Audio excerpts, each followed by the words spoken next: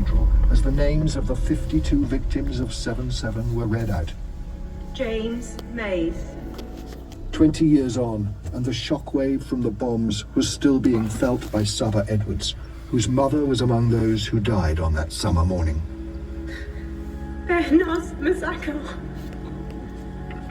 Today's service honoured the selfless bravery of those who ran towards danger to help strangers into... What a load of bollocks, man. And the government did that. That was an inside job, man. For sure.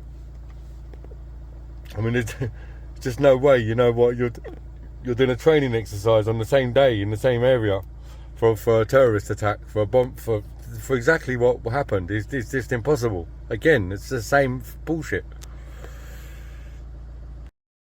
In the London subway bombing, they were doing a simulation in the exact same stations that got bombed that morning, and then those stations get bombed. They said, wow, what a coincidence. We were doing a simulation of a bombing in that station, and then some terrorist bombed it. Isn't that a coincidence? No, it's not a coincidence.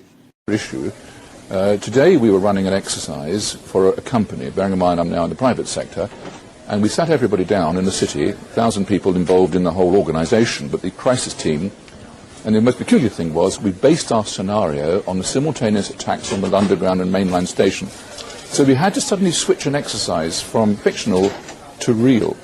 And one of the first things is, get that bureau number. When you have a list of people missing, tell them. And it took a long time.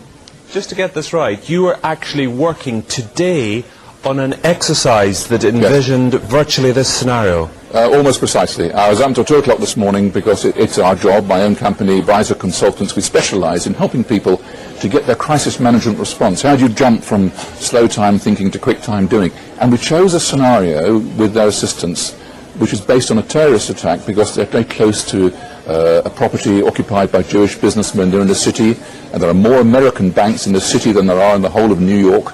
A logical thing to do.